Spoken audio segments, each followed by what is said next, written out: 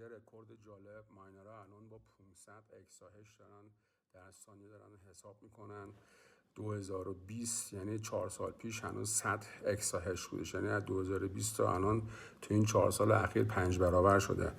این تقریبا برای اینکه خودتون تصور رو بکنید معادل این که ستارهایی که ما تو کهکشان خودمون الان داریم، یعنی معادل هر ستاره‌ای که تو کهکشان ما هست 5 میلیارد 8 در ثانیه حساب میشه، یا ما معادل 67 برابر تمام شنهایی که تو دنیا هست، یعنی 67 بار 8 هر دونه شنی که تو ساحل‌ها تو صحراها هستش، یعنی انقدر حساب میشه.